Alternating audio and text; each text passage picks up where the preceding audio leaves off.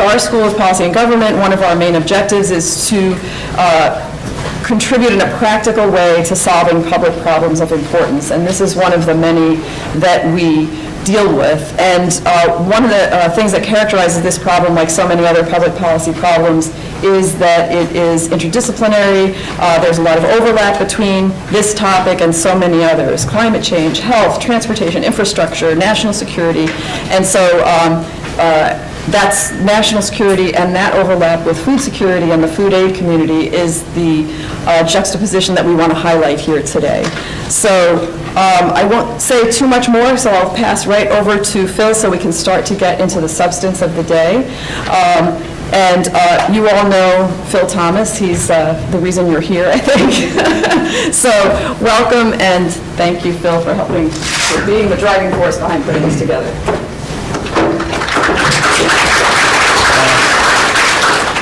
Good morning, everybody. I want to thank you for coming. I know it's a little early, but we have a big agenda today, and I'm really grateful that we were able to develop an agenda that had so many experts on cross-cutting food security issues. This fourth annual Global Food Security Summit is designed to focus on national security, among other things, and to look at the interrelationship between food security and national security.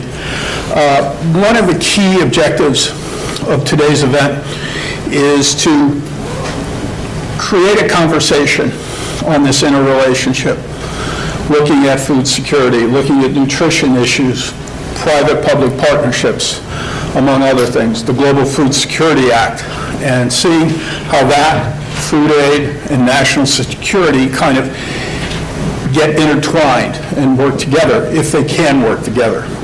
So as we move forward, what I'd like to do is encourage you to speak honestly and frankly. Because of the quality of the panelists and the quality of the audience and the diverse experience that you all have, I encourage you to ask questions and to interact. Now, this is the third in a kind of three-part series this year, co-sponsored with the Stimson Center on national security and food security. We started back in July. We had a round table at the Stimson Center with about 50-some people present. We engaged in a lot of frank discussion about the interrelationship of national security and food security and how better to integrate the two and to develop kind of a complementary framework.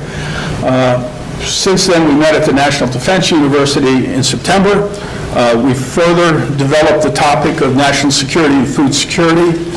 And today, we're kind of having kind of the summary of it all and going forward with more discussion about it.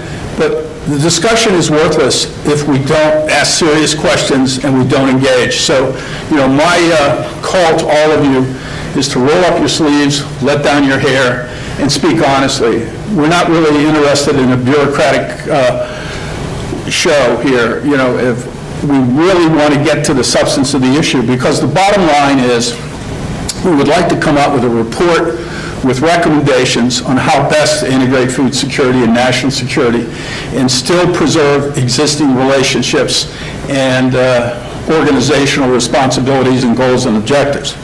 So that being said, last year when we had the summit, we emphasized, and what came out of the summit last year was interesting.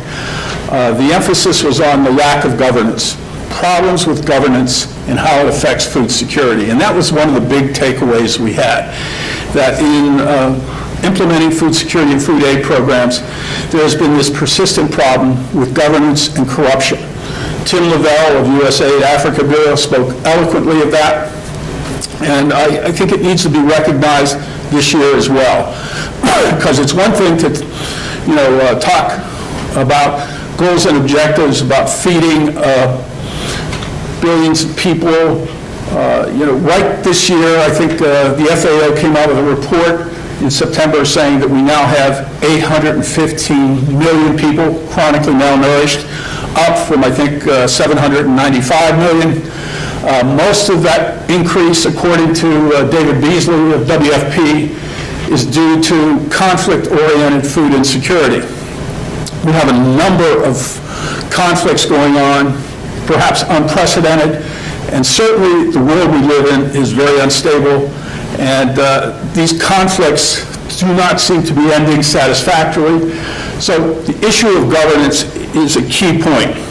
Before I end this overview, what I wanted to do is dedicate this conference to Paul Posner and Joy LeBez. They both passed away this past year. Paul was the head of the Center on Public Service here at George Mason University. He was here from 2005 to 2017. He was a unique public administration and public policy professor. Before that, he worked 30 years in the budget area at the General Government Accountability Office, where I worked with him. He was kind of a unique guy in the sense that he took academic discipline and the views of practitioners and brought them together. He was very creative. He always thought out of the box. And he was an inspiration to us all. And actually, I came to George Mason based on a call from him. And I really appreciated the opportunity to work on food security issues in the public policy context. Joy LeBez was an assistant director at the Government Accountability Office who specialized on food aid and food security. She was committed, she was fierce, she walked the talk, and she just has an enormous legacy at GAO. And so these two people are kind of quintessential public servants. And that should be, the role model for us all, to work in a way that underscores the importance of serving the public. So with that, let's go with our first speaker. I'm going to just join Phil for a minute. Yes. We want to, before we welcome Brian Finley from Stimson Center to come say a word or two, I forgot to interject before that one takeaway from the event today, in the sense of that we want to have a practical product, right. We had discussed that we'd like everybody who's presenting here today to offer us a recommendation in a paragraph form. We're going to create a report afterwards, a report sort of pulling together lessons learned from the day. So we hope that everybody, as you're listening and talking and discussing, think about what would be your one sort of most important takeaway message, recommendation to move on going forward from this event. So with that, we welcome Brian Finley. And before we go, the Stimson Center, come on up, Brian.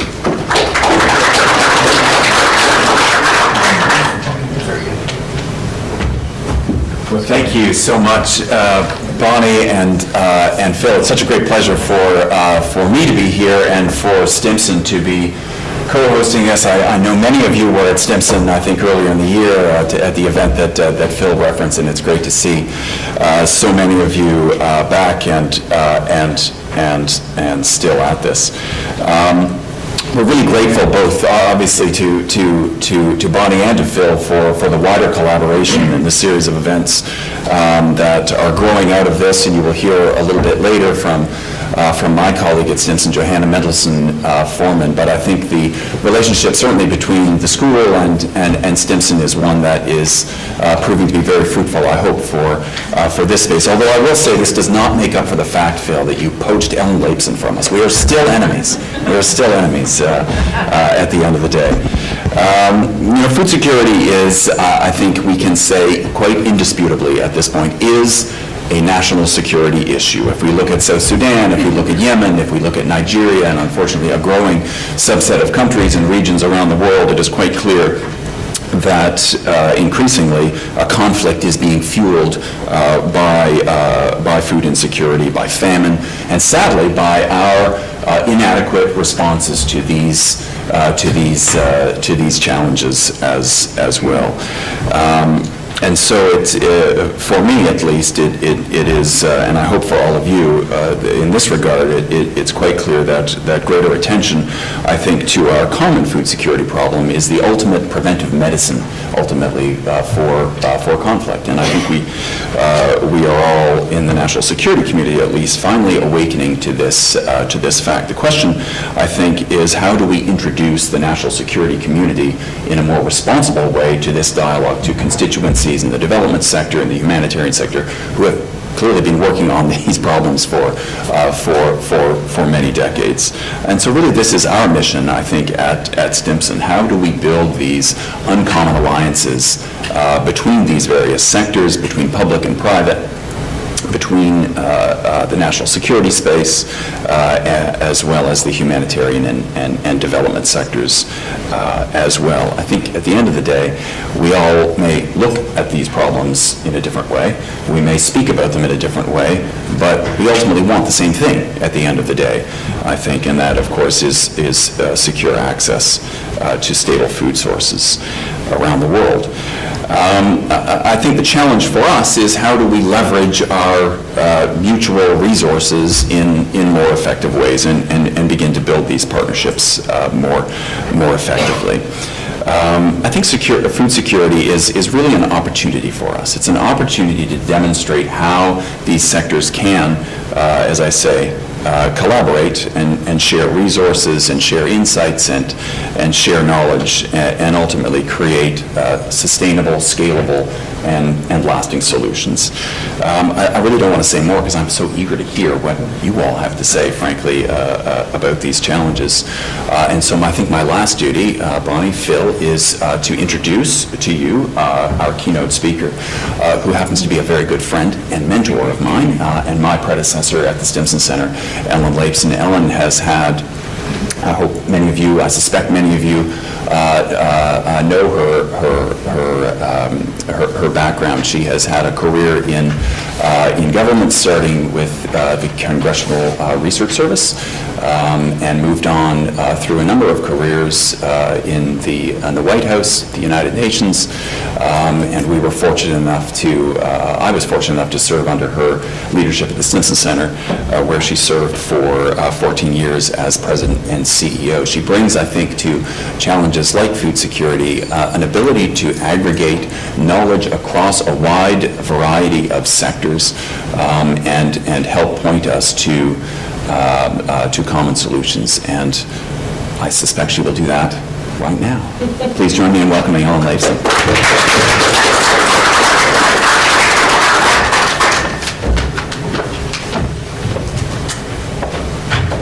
Well, good morning. Thanks to Brian. That was really very, very touching. And of course, it's very harmonious for me to be coming to an event that is both at the Schar School, where I'm currently now the director of the International Security Program, with my colleagues from the Stimson Center, where I spent many happy years. So I also love the collaboration between a think tank and university. I think it does stimulate a slightly different kind of conversation about policy solutions to combine the deep research and analytic work that the scholarly community does with the insights and sometimes the networks and the access that a downtown think tank can provide. So thanks to Phil Thomas, to Johanna Mendelson Forman, to Bonnie Stivio, I'm really delighted to be part of this exercise. So when I started to reflect on the topic, I kept finding food security issues popping up in my usual reading. In just one day in the New York Times, there was a page 2 story by Kim Severson on food as the window through which she looks at her journalistic career on a very wide array of political, social, and security concerns. She talked about the role that Jose Andres played in Puerto Rico, where you had a spontaneous, non-state actor showing up in a crisis zone, setting up food trucks, not waiting for food to be imported, but to work with locally available resources. And to this day, people now believe that what he has done in Puerto Rico has fed more people more meals than the government response has so far. Now, Puerto Rico is part of the United States, but we can certainly see it as a surrogate for other climate-affected humanitarian crises that are not about conflict per se, but where the acute food insecurity requires a response from all parts of government and civil society. The same day in the New York Times, Tom Friedman wrote about connecting the dots in Niger and referred to the source of destabilization in the Sahel as, quote, a cocktail of climate change, desertification, population explosions, and misgovernance. Desertification is the trigger, and climate and population are the amplifiers that lead to a collapse of small-scale farming, leading to a tide of economic migrants, intra-ethnic conflicts, and extremism. So there in one day, you had very different kinds of food security-related stories. In some cases, food security is the driver or trigger of a conflict. In other cases, it is the result of a conflict. So sometimes the conflict may happen for political purposes, but the food insecurity is a result because people are dislocated within their own country or where supply chains are disrupted. So in the recent days, just in the last 2 weeks, we've learned about Saudi Arabia blocking a port in Yemen, already an extremely fragile country where food insecurity has been mounting. But that one port was the main entry point, both food and medicine coming into this, country that is really perhaps the worst humanitarian crisis in the world today. It brought the system of distribution of imported food to a screeching halt, and we are now seeing signs of famine, starvation, as well as catastrophic disease. Yet another example would be the economic and governance dysfunction in Venezuela that have caused profound food insecurity. You've seen stories of empty shelves in supermarkets in a middle-class country that's an exporter of oil. So it's not always a case that it's the poorest of the poor. In the case of Venezuela, you have a food supply chain and economy that is collapsing due to politics and disastrous economic policies. So the purpose of the talk and today's conference is to explore in a little bit greater depth how we build bridges between the food security community and the more traditional national security community. And of course, when we say national, we don't mean that they're just worried about security inside the borders of the United States. In the case of the U.S. as a global actor, we are talking about the capacity of the armed forces and related civilian national security players to engage and strategize for American interests that are actually much broader than just the defense of the homeland. We're looking mostly, the national security community would say that it can't be everywhere, it can't solve every problem, and the president and the national security decision makers look for setting priorities of where are the geopolitical consequences for the United States the highest, although we certainly have a long experience in intervening in short time frames for acute humanitarian emergencies that may not be linked to sustainable long-term geopolitical relationships of high priority to the U.S. So I hope in the course of the day we'll refine our understanding about where are the logical and natural places for collaboration between the food security community and the national security community, and where might they not converge? Where are there places where they're just going to be on separate tracks or, in parallel universes, or even where might there be a conflict between the interests of the national security folks and the food security community? I think we should not rule out that sometimes American interventions in countries that are either chronically unstable or have experienced some acute crisis, sometimes the U.S. intervention can actually cause harm to local food production. We saw in Iraq, for example, that when the big brother swoops in and takes over the economy, that sometimes that artificial infusion of funding and even imported supplies can disrupt natural local food production and have long-term consequences, even though the intention was very much to support the population's needs during a time of crisis. I know a lot of you, I think over the summer when Johanna first organized the first conversation on this topic at Stimson, people looked at the 2015 Global Food Security Intelligence Assessment. This was produced by the National Intelligence Council, where I spent 8 years of my career, and they are often doing unclassified studies that are synthesizing both in-government analytic knowledge and reflected on, databases, et cetera, but merging together the analytic work and of non-government experts. And that assessment was pretty straightforward and strong in its language, and I'll just give you a couple of quotes. Food insecurity in many countries of strategic importance to the U.S. will increase during the next 10 years. And just a few phrases: the production, transport, and market disruptions, demography, water will compound the risk, sustainable access to food will remain unequal. So just listen, they use the very important phrase of strategic importance to the U.S. So here they are, the intelligence community supporting state, defense, the national security community, saying, we're not looking at this through a pure development lens. We're not looking at this through a pure humanitarian lens. We're looking at how would we triage of all the places where there's food insecurity in the world, how would we set priorities and determine which places merit a larger amount of American resources and attention and political will.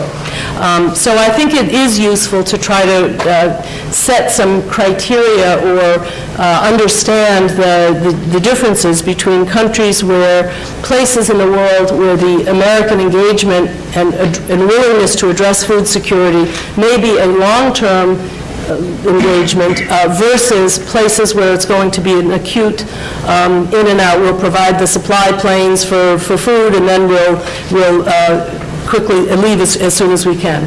So if we look at places that are significant to U.S. security interests right now, Afghanistan and Iraq are places where the United States remains on the ground. In Afghanistan, President Trump has now done a strategy that suggests that we won't make the mistakes of the past and walk away too quickly. In fact, even in the Obama years, there had been a decade-long commitment on the development side, but an attempt to try to reduce the security obligations of the United States in Afghanistan. President Trump is saying, from a security perspective, we will stay, and with that comes some, but not as robust, resources for all the other building civil society, improving the economy, encouraging crop substitution, so this is not a country that is feeding the drug problem around the world, etc. Iraq, of course, we left, and then we've come back with the counterterrorism mission. That counterterrorism mission is wrapping up with the apparent defeat of ISIS, at least as far as territorial control goes, but it's not clear what the enduring mission of American forces will be in Iraq. Certainly a modest training mission, but whether there will be some larger, sustained American presence in Iraq, I think, remains to be seen. It did, after all, Iraq is a very exceptional outlier case that historians will be studying forever, where we occupied the country, and we did disrupt local agricultural processes, and it took us a while to understand that the best thing we could do with the Iraqis was to re-stimulate the agricultural sector in a country that is also experiencing water scarcity and desertification. So it's a tricky, complicated technological challenge, but at least they ended up in a place of understanding that Iraq is potentially a wealthy country that can pay its own bills, but also needs to use the land that it has as efficiently as possible. A second tier of countries might be, allies and partners, countries in Southeast Asia, countries in Latin America and Africa, where the United States has a sustained mixed profile of both being involved in security relationships for both prevention and post-conflict reasons, where the United States does have a development relationship and wants to sustain it, et cetera.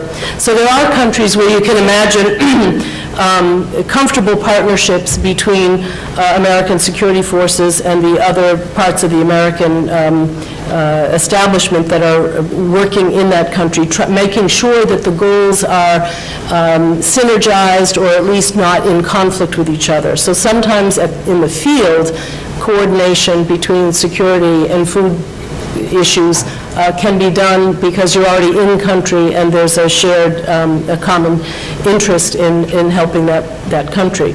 A second tier of countries, a third, well, going down the list, would be places where there's an acute humanitarian need and food is part of the mix of problems, even in countries that may not be friendly to the United States. So responding to the earthquake in Iran, famine relief, a decade ago to Sudan and Ethiopia, places where the United States military might be involved either as part of an international coordinated multilateral response or to quickly deliver bilateral American aid.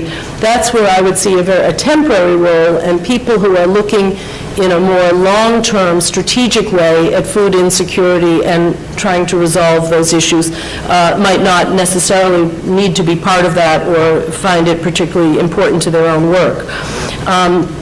But I do see some convergence, at least looking at what the intelligence community is thinking about, between people in the expert food community about long-term useful policy responses that look at technology to expand local food production, to mitigate climate effects, to take new approaches to food waste, to support education in agriculture. There are ways that the Intel community is now looking more holistically at food insecurity and trying to think practically about what are some policy initiatives that would reduce prospects for conflict and instability.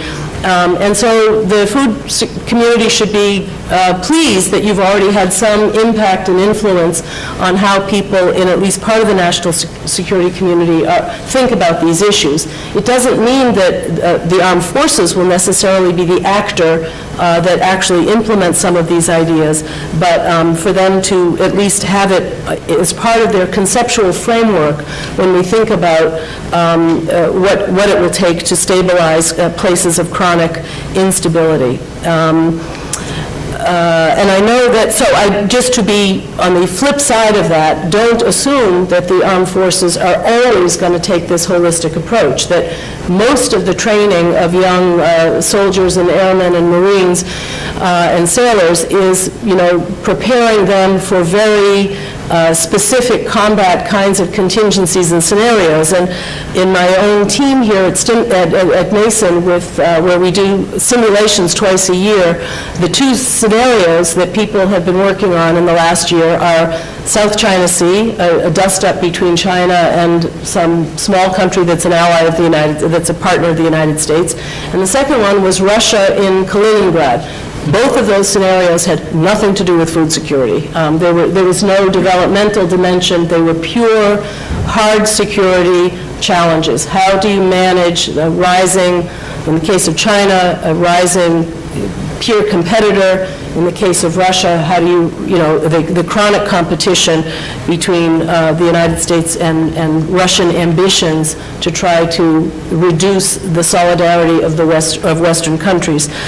So in both of those cases, so big parts of what the military think about and do is not particularly sensitive to issues of development, humanitarian need, and food security. So I guess part of my message to you is let's try to refine our understanding of where the partnerships are likely to be productive and important, and whole areas of work and enterprise in which you just live in two separate universes. So I do think that, just to start to wrap up, that the goal of building mutual understanding, of pooling knowledge, of developing partnerships, this is all appropriate, it's desirable, and at the same time, both of these communities need to be realistic about where their policy interests and expertise align and converge, and where they operate on separate tracks.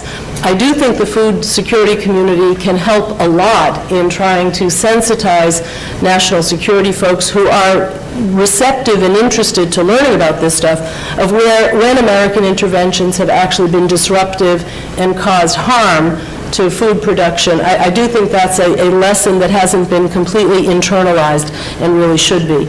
As the day progresses, I hope you'll be exploring in greater depth some of the policy solutions, and I think there's a lot of expertise in your community about use of technology, the way options for generating greater food security are actually expanding.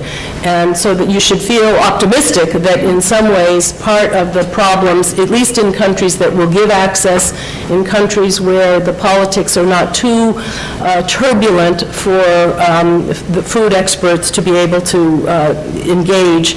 So I do hope that you'll end up by the end of the day and coming up with some focused, specific ways in which the national security community and the food security community can work together. And I do, and I think there's a lot of work to be done just in trying to sustain some of the initiatives of the last administration that may be given less priority in the Trump administration. So I think there's work to be done just in terms of the renewal of the Global Security Act, what's the legislation called, the Global Food Security, whether that legislation gets extended, whether resources are allocated for some of that very good work. So part of it is the bridge between the previous administration that really that grasped this issue and embraced it, and the new administration that I think has not yet demonstrated how committed it is to these issues. So I hope you have a productive day, and I look forward to working with you to try to build those bridges. Thank you. A very good building of bridges for the next panel, and actually what we're going to start with in a day that I think is going to be filled with many types of efforts to create those linkages is our first panel, which is titled The Interrelationship Between Global Food Security and National Security. And I can't think of a better group of people to start outlining the contours of that relationship than our panelists today, who include, to my left, Rod Schoonover. That's one of the key takeaways from our Global Trends paper, is that the number of conflicts are increasing. And human movement patterns are increasing as well. Another aspect of national security that we watch are heightened tensions over food resources. This is just two examples. We've been seeing all throughout 2016, all throughout 2017, goes back before, clashes between farmers and pastoralists that becomes violent. People die, people get caught in the crossfire. And also, a lot of times we talk about agriculture, but we can't forget about the fisheries piece of this. Disputes over shared or disputed fisheries is something that we also watch. I'll mention fish a bit in a second. But in our assessment, we didn't think that state-on-state conflict was likely through 2025. It usually manifests itself through low-level conflict or political instability.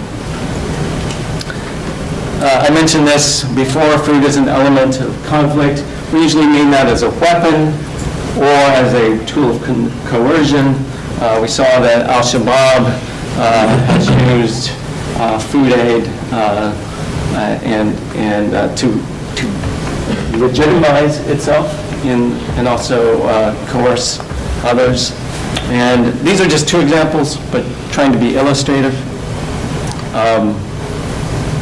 Droughts make everything much worse in terms of political stability, governance, conflict. So this is relatively new for us to be thinking about, and that's food system shocks. So this is really because of the demand for food globally and the globalization of our food delivery, transportation, growing network. This has actually become a complex system that has emergent vulnerabilities. And so because of efficiencies, just-in-time deliveries, and other kinds of factors, it turns out that we have vulnerabilities that we have seen in 2008 and before. When one or two events, like a drought here, a pest over here, can combine to produce food shocks far away from where those disturbances occurred. This could directly impact the U.S. homeland, for example. So that's one that we watch. Trying to get our heads around this has been non-trivial. But we know it's a problem. We know it's a vulnerability. So outlook, bringing the good news even further. The U.S. intelligence community does not really dispense good news a lot. Problems usually. So this is the mix of challenges to food availability. There's also a set for food transport and food prices, but just for food availability,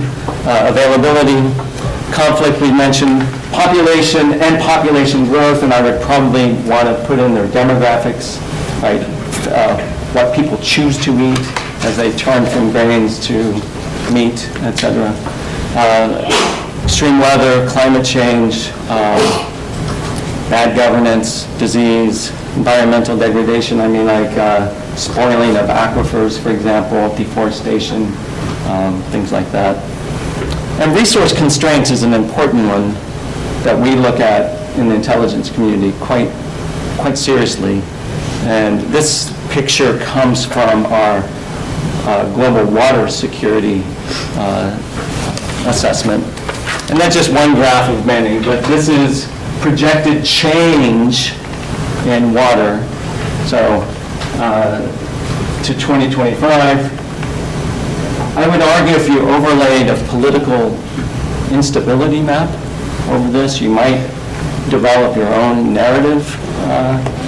And this is obviously, the water picture is obviously connected to agriculture. Agriculture consumes about 70% of the world's water.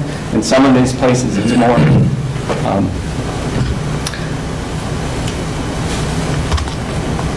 It's unusual for someone from the intelligence community to talk about soil. But here I'm talking about soil and soil quality, soil degradation, desertification. Soil is a limited resource. I think it's something very important for us to take note of.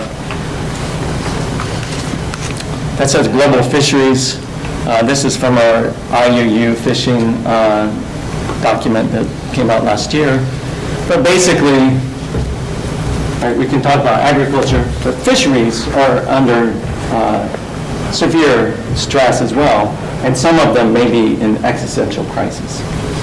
So not only fish as a source of food in itself to be concerned about, but any collapse in fisheries, the people who are served by these fisheries aren't going to stop eating. There will be an agricultural pressure on that as well. And so, this line right up here, fully fished, overfished, that little gap there, that's the room to grow as our population grows globally. And so the oceans and other fisheries, freshwater fisheries, the management of those fisheries becomes really important. Winding down here, this comes from our food assessment. It's not a new idea, but it's one that we have jumped on pretty early in our analysis, is that water, energy, and food are all connected.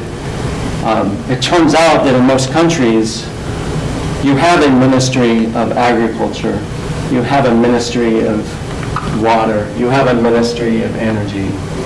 They often don't talk to each other. They often don't coordinate well. They're not created equally, generally. And trying to address one without considering the other will exacerbate those others.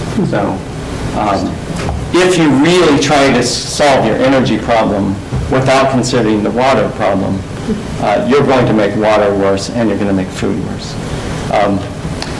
I think that's a really useful construct. It's oversimplified, of course, because there's human health, animal health, labor, gender, biodiversity, lots of other pieces to that.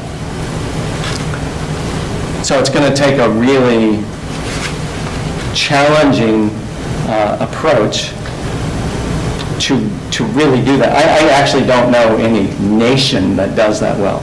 You can point to communities and states that do this well. I'm just talking about the water, food, energy nexus here now. There aren't a lot of countries that do this very well. So, and just, I like to end on my one positive slide, and that's Norman Borlaug, who helped bring in the Green Revolution. This is really, from our standpoint, and again, Ellen mentioned technology, we really watch the technology piece of this. We fear that the technology is not keeping pace, and when I mean technology, I also mean science and technology. We really globally need a quantum leap. We need a Green Revolution 3.0 or whatever number it is to feed what the projections look like. And so, we think that things like CRISPR, gene editing and its application to agriculture may be a promising area, but I think there's a lot of things left to work on. Thank you.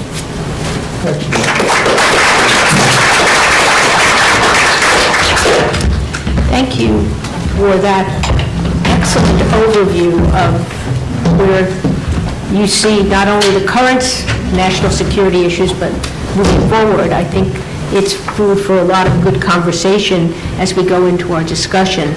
But I'd like to move on to our next panelist, Jeremy Konyndyk. And I just mentioned there are biographies of all of these terrific speakers outside, so I am always someone who's pained by reading someone's biography word for word, but I think their title and their experience speak for themselves. So, Jeremy, why don't you go ahead and do your presentation? Thanks. I do not have slides. I'm not a big slides guy, but I do like to talk. So, as you can see in my bio, I've worked on primarily humanitarian response and development issues for my entire career.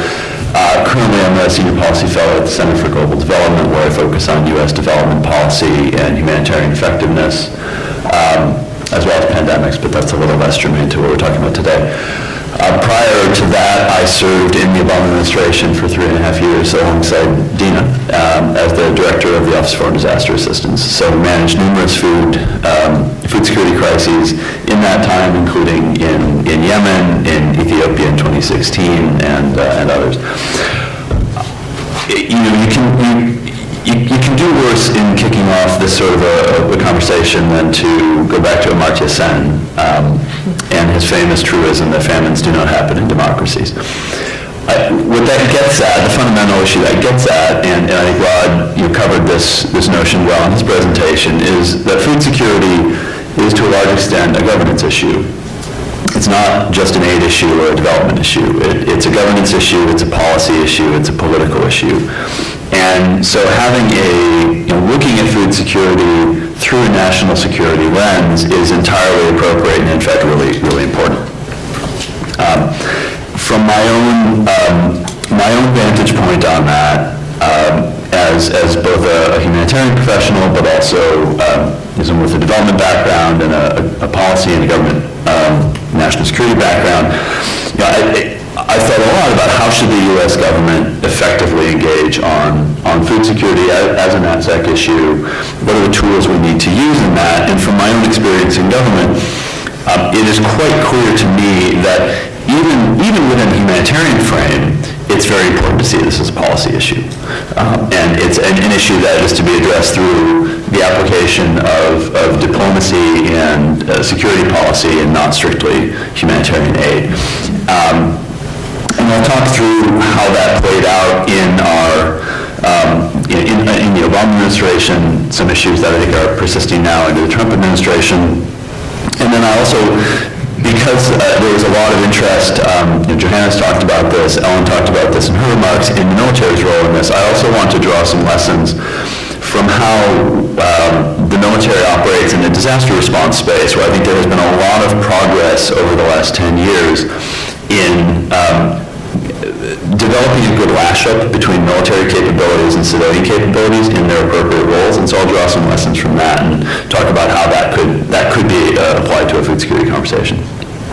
But first, so, as Rob well covered, food security and food crises are a pretty good proxy for future political instability. It's no accident that the Arab Spring followed the global food and fuel crisis. And indeed, when Egyptians were in Cairo protesting in the streets, they were chanting bread, freedom, and justice. That is no accident. So these issues are direct, they are core to our national security. And, in places like Yemen, Syria, South Sudan, where the U.S. has engaged a very broad range of our national security toolkit, these are places where you cannot separate the political crisis from the food crisis. And likewise, to address the political crisis, you need to be serious about addressing the food crisis. In Yemen, one of the things we found particularly important was trying to use our diplomatic and policy leverage with the players in that conflict to enable a better approach to the food crisis. We really struggled initially, the humanitarian community really struggled because of obstacles imposed by the government of Saudi Arabia and its allies. They very much saw the food crisis as, they would never have put it quite this baldly, but they very much saw the food crisis as a way of putting pressure on the Houthi government, which the government that had kicked out the internationally recognized leadership of Yemen. And they were quite happy, and we're seeing this now again, they were quite happy to use pressure on the food situation to put pressure on the Houthi government by, in effect, putting extreme humanitarian pressure on the civilian population. You can debate the ethics of that, and I certainly don't think that's an ethical or appropriate thing to do. And the policy of the Obama administration was that was deeply inappropriate of Saudi Arabia, and we pushed them quite hard, mostly behind the scenes, on alleviating that. But I think that what we've seen again in the past couple of weeks in Yemen underscores the importance of engaging this as a policy issue.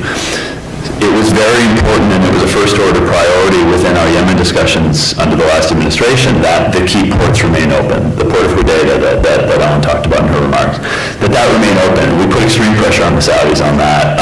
If you go back and look at the readout from President Obama's meeting with King Salman, when he came to the U.S. a couple years ago, there was a clear commitment that was extracted in that meeting to keep the ports open. And that was because we recognized that without that, the food crisis in Yemen would not be manageable.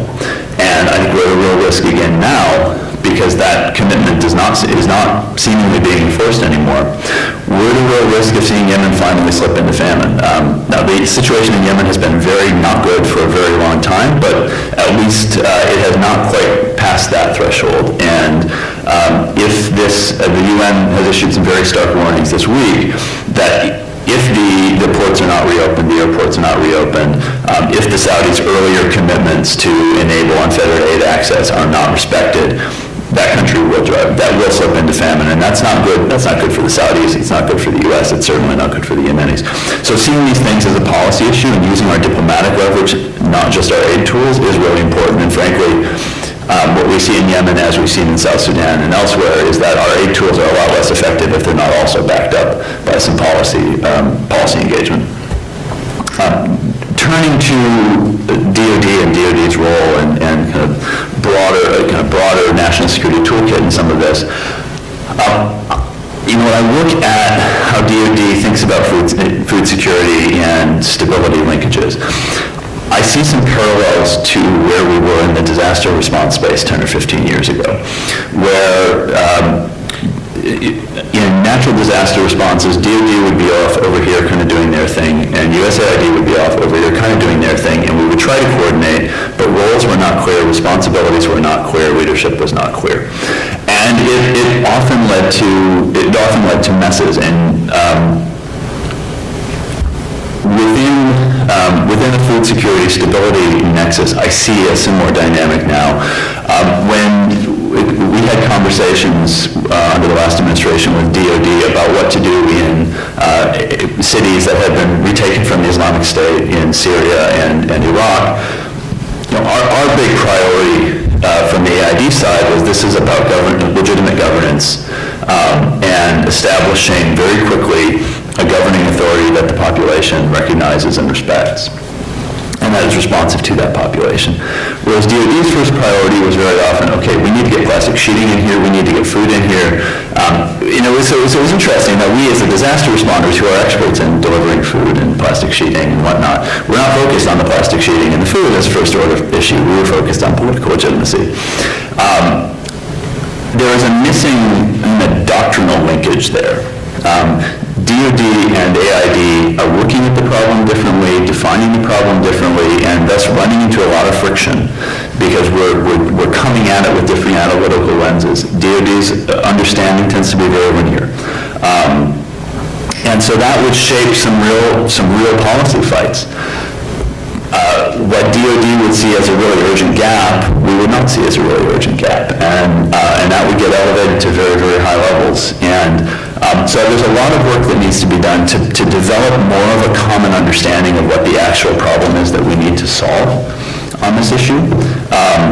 And then who should take what roles in solving it. And so pulling on some of my experience at AID, I have a few thoughts on how that can work. And I think if you look at areas where we've really, as a government, deployed a full range, a full spectrum of tools effectively, things like PEPFAR, where you have an aid component and a strong diplomatic component, and in some aspects a security component, the Power Africa program, which it pulls in many different parts of the government.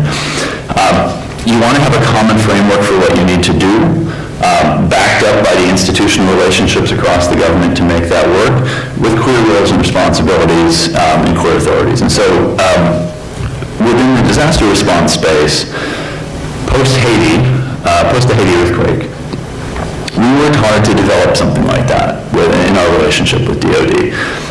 So rather than the old model of having DOD over here under its own authority and AID over here under its own authority, we moved towards a system, and DOD was fully bought in on this because they recognized the value of it. We moved towards a system where AID was very explicitly and clearly in the lead, and DOD was in support of that. So DOD was the supporting entity, USAID was the supported entity. And so if you listen now to in any disaster response where DOD deploys, they will go out of their way to say, we are here in support of USAID.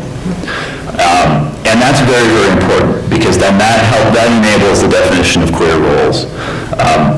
And those roles are based on comparative advantage. So DOD has the brawn, they have the speed and the muscle, they don't have the expertise. Expertise needs to lead, not size. And if size leads, and there's a common kind of instinct to let size lead, if size leads, then that's a recipe for DOD just running everything, regardless of whether they know how to do it. So expertise should lead. That should then define the roles that each entity takes based on their comparative institutional advantages. It's important in disaster response, and I think equally important in food security, that our interventions maintain a civilian face and a civilian character. If they are seen as military in their character, they will be much less well received by the populations that we are seeking to support. And finally, it's important to build an institutional connective tissue between, that's a phrase that my mentor Nancy Lindbergh loves to use, and I borrow it from her all the time. This idea of institutional connective tissue between the different parts of the government, and frankly non-government, that are working on these issues. Within OFDA, we did that in a number of ways with DOD. We did that through joint training. So OFDA would do trainings on disaster response for about 2,000 troops a year in some of the strategic locations where we expected they might need to work with us. So that when they were then deploying in a response, we were operating off more of a common template, more of a common understanding of what the actual problem set was. We supplemented that with details and staff exchanges between USAID and DOD so that we understood more of their operating culture and they understood more of ours. And we established permanent liaisons so that they had people in our shop, and we had people in their many shops who understood the institutional geography, knew who to go to for what, and could make sure that the right conversations happened in real time. That's really, really important. Knowing how to navigate each other's bureaucracies is just as important as kind of having clear roles and definitions. So those are some of the lessons that we use to dramatically improve the quality of coordination on natural hazard response. I think there are some lessons there that can be applied to how we approach food security going forward. And I should say thank you very much to Phil and Johanna for the invitation to appear. Well, now we have two very good and interesting ways to go forward. I want to hear more in the discussion, Jeremy, from you about how you would see that training work. So, especially on the food security dimension, since the JHOC component is a very powerful one and has demonstrated exactly what you said in terms of creating, understanding operating environments for both military and civilians. But I'd like to move on to Dina Esposito. As I mentioned, she is now a vice president at Mercy Corps, but also brings the deep experience of having worked in the belly of the beast of a bureaucracy. So, Dina, and you have the PowerPoint, correct? Thanks, yes.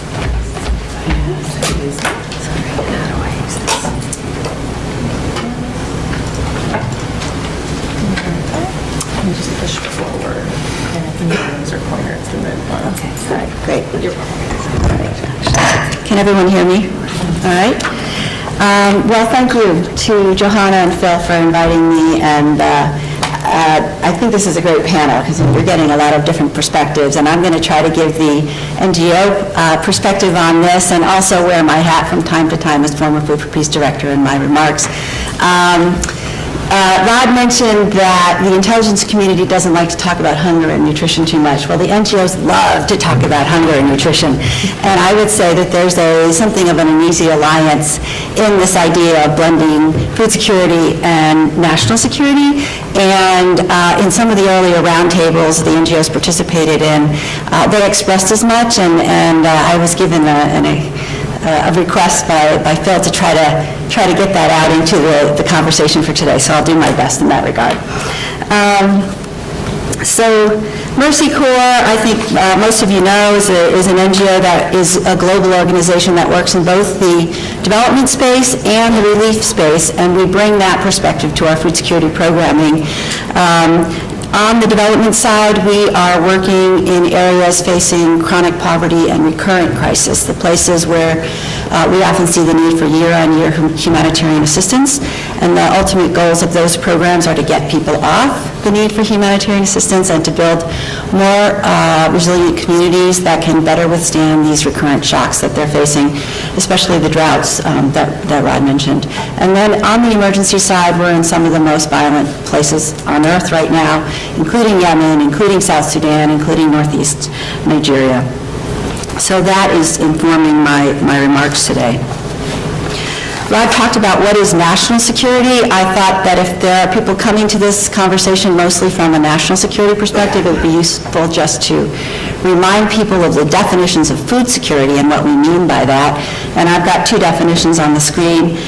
These are pretty widely used definitions. I'm not sure that there's a lot of contention around them at this point. The second definition notes that the elements that can disrupt food security are not just lack of food, right? It is also has something to do with insufficient purchasing power to buy food, poor use of food in homes, and poor water and sanitation, which contributes to malnutrition. The nutrition agenda figures really prominently in these, and the NGO community increasingly talks about food and nutrition security. And that is, as we know, and I'm sure you discussed in detail last year, because malnutrition at a young age impairs cognitive development and leads to tragic loss of potential for the affected individuals, but also gives a huge hit to the economies of these developing countries in terms of a qualified workforce to take them into the next century. So another way we look at it is just on 4 pillars of food security: the availability of food. We talk a lot about total food supply and production, access to food, not just purchasing power to buy food, but access in conflict settings. How does a household utilize food? There we're talking a lot about behavior change. That's a really hard one to get at in terms of how people handle food, water and sanitation at the household level. And I would just say that the main takeaway from this is really that it's a very complex and multi-dimensional discussion, and that's why I think it's very confusing sometimes when we talk about food security as a sector. We don't really see it as a sector, we see it as an outcome that requires a multidisciplinary approach to achieve. In Mercy Corps, and I think other NGOs, and certainly at Food for Peace, we began to think increasingly about food security, not just at the household level, but at the systems level. And most of the programs that we undertake are trying to address both household and systems, and that is increasingly the case even in humanitarian crises. This is just an example of a multi-year program in Niger, which is using women's empowerment as a base for looking at food security by giving women and girls more say on the age of marriage and how they take care of themselves, and focusing on health system strengthening to better monitor and manage the treatment of both chronic and acute malnutrition, and then an ag production component that is focusing not just on household production, but also helping the ultra-poor get into value chains that are market and commercial oriented. All of the examples that I have in here, and I won't go through them all, are multidimensional, just to make the point that we're coming at it from a lot of different angles. Even in places like Syria and Yemen, you see we're using market systems approaches by subsidizing bakeries, for example, in northern Syria with flour that allowed the bakeries to stay open in their communities, serving their communities on a daily basis, and offering bread at a stable and affordable price. And in Yemen, we are trying to sustain the commercial food networks by giving people vouchers that they can go to the stores to buy food, really incentivizing traders to continue to move food throughout the country, even to those areas where livelihoods have been disrupted and there's not a lot of purchasing power. There is a tendency to talk about national security as if it means the military is involved. And I know that's not what we're talking about, but since that is the go-to default for a lot of people, I want to spend a minute talking about the NGO perspective on U.S. military involvement in food security. Jeremy talked about natural disaster response. There have been incredible roles, great collaboration between USAID and DOD, and you can talk about Haiti, you can talk about Typhoon Haiyan, you can talk about the Nepal quake as examples where DOD played an absolutely vital role when civilian capabilities were overwhelmed. But in general, I think as Jeremy has already said, we feel strongly that that role should be guided by civilian analysis of needs, and it should be reinforcing local capacities as well as the international civilian efforts, and that it should be exceptional and short-term. The conversation about when and how the military plays a role in conflict settings raises, of course, a whole new layer of concerns for NGOs, which I think many of you already know about. As a general rule, we're seeking to apply international humanitarian principles relating to impartiality, neutrality, and independence of aid. And some cases have already been cited where military engagement, certainly we've heard and seen cases where the safety of humanitarian aid workers has been threatened due to the presence of military trying to also engage in the relief space, and the safety of communities receiving that aid being threatened as well. And I think we could drill down in Afghanistan as an example of this, and in Iraq as well. We've heard about the growing trend of food insecurity around the world. This is a famine early warning systems network map which plots global acute hunger prevalency in the world today. FuseNet, for those of you who don't know, are making projections every month, looking 8 months out, at where the worst humanitarian food crises are. This is very much informing the civilian humanitarian food response. And they are using a uniform classification system so that we can compare the relative level of crises around the world, remote sensing technologies, and great partnerships with NOAA and others in order to get both that technology and data as well as on-the-ground data collection. You'll see their main message, famine threatens 4 countries. In these cases, I would point out that Yemen, Northeast Nigeria, South Sudan, and Somalia, you do have both the United Nations and NGOs working at scale. I mean, these are big programs, but our success is limited by access issues as well as by resource issues, and I wouldn't underestimate the resource issue as well. In these cases, I would say that food security interests and national security interests coexist. We see the presence of terrorist groups in 3 of those 4 countries mentioned, and certainly military engagement and interest in them. But hunger is not the driver of our national security concern, I would argue, and that our national security concern is not necessarily about ending hunger. So this is where I just want to unpack the assumptions around this idea that food security and national security are naturally, they're correlated, but there's not necessarily a causality. And I think that we really need to stay focused on the issues of conflict, instability, and terrorism as driving our national security concern. Food security in this case is more a victim, I would argue, rather than a driving cause of the conflicts in these settings. We've seen examples of hunger being a trigger event, but usually there are a lot of complex underlying political and governance issues that are driving that trigger.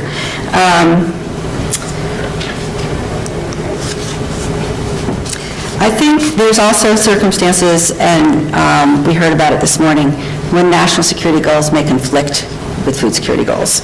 And I would just make 2 cases of this. The Somalia famine of 2011, there was a reluctance on the part of the U.S. to issue OFAC licenses to NGOs to operate out of concern that terrorist groups might in some way benefit from that aid.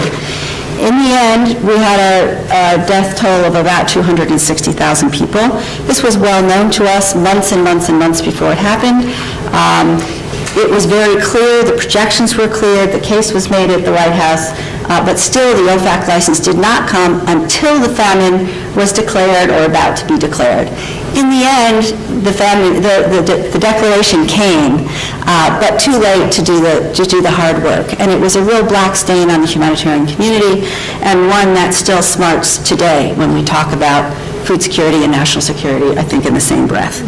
The second one has already been talked about twice. The U.S. Engagement in Yemen.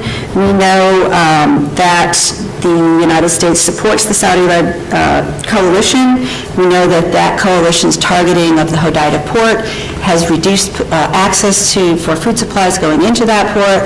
We know that the complete blockade in recent weeks is driving the potential for famine in that country, with as many as 7 million people affected and 20 million people in need of humanitarian assistance. So one of the questions we might unpack is this tension between food security and national security, and should there be some sort of, should famine be an unacceptable outcome of our national security pursuits? And when does that conversation take place, and how do the development and diplomacy actors get a say in the larger picture when that's being discussed in national security forum? Just my last point, since I think this will probably be discussed later today, is, and in more detail, is whether or not it's really hunger that is driving people, young people in particular, to take up arms in order to feed their families. There's no doubt you can find incentives, examples of people who are incentivized to join armed groups because of the resources they access from that. We have two pieces of research I would flag. The first one done in 2015 in Afghanistan, Colombia, and Somalia. And what we found here is that the principal drivers of political violence were not rooted, in fact, in poverty, but in the experiences of injustice, discrimination, corruption, and abuse by security forces. And again, it goes to, I think, Phil's opening comments about governance, and Jeremy's as well, about that being a foundational piece of the puzzle. And finally, in the Mali report, we find that youth are driven to armed groups not by hunger, but by perceptions of ethnic-based injustices, as well as a sense of duty to their communities. So food insecurity is broadly contributing, is a contributing factor, but again, in these cases, probably not the primary driver of national insecurity and violence in those countries. So I will stop there and turn it back to Johanna. I was hoping you weren't going to stop there.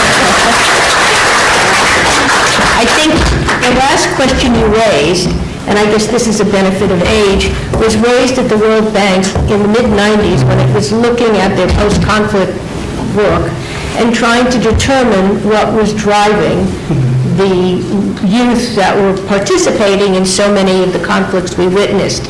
And I think the seminal work of Paul Collier about greed and grievance also came to the conclusion that it was the structures of governance in these countries, the inequality. I mean, poverty at the World Bank is defined as exclusion, which is not about food, it is exclusion. And that's a very different definition than how we got to where we are today about talking only of conflict as the driver and lacking the broader, in-depth kind of discussions of the governance or disaggregating them. So I'd like to talk a little bit more in our discussion about how we got to where we're much more myopic in some ways, and that may be some of the root of the tension. But I wouldn't leave this panel without going to Rick Leach, who is not only here on the front lines working to educate our national government and our citizens about food security, but also has to manage some of the greatest problems in that the World Food Program is the main source of food around the world, but also one of the most underfunded in a period of crisis. So I'm going to let you talk, and you can either talk from the podium if you're comfortable. Thank you. Thank you, Rick. And I have to first salute Phil Thomas. For those who don't know, Phil played a leadership role at GAO for many years, and in his work at GAO authored many reports on food security that played a significant role in actually developing legislation. So I can say without question, because we are oftentimes on the same page, literally and so to speak, and sometimes not, and there are good debates, but I will say your reports played a key role in elements in legislation that are now part of the U.S. policy fabric. So a salute to Phil, who's made a big difference in what this government does. So cheers to you.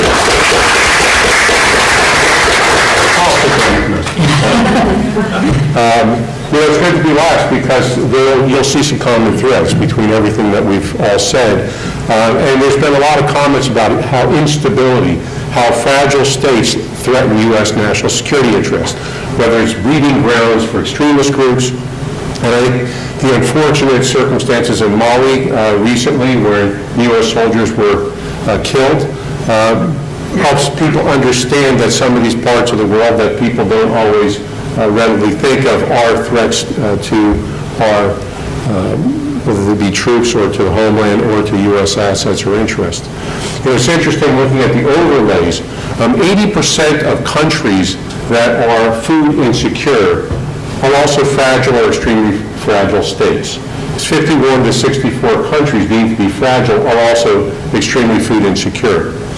You know, as I was coming here this morning and driving from where I live to this facility, I actually had more time than I thought. But I was thinking about a conversation I had with a woman, Dina, who is the public information officer at that time in Lebanon for the World Food Program. This is a few years ago. This was before that tragic photo of that little boy, Elian, appeared on the newspapers across the world. A little boy I think the beach was in Turkey, a Syrian refugee, which forced the world to face up to the humanitarian crisis that was a result of the Syrian conflict. People were not really focusing on it until that photo appeared and really brought it to the consciousness. Before that, I spoke to Dina. I was going to give a talk, and I said, what's going on? I mean, give me a story or two so I can help people understand what's happening right now. And at that time, the World Food Program's operations in helping Syrian refugees in Lebanon and Iraq, believe it or not, and Turkey and Jordan were severely underfunded.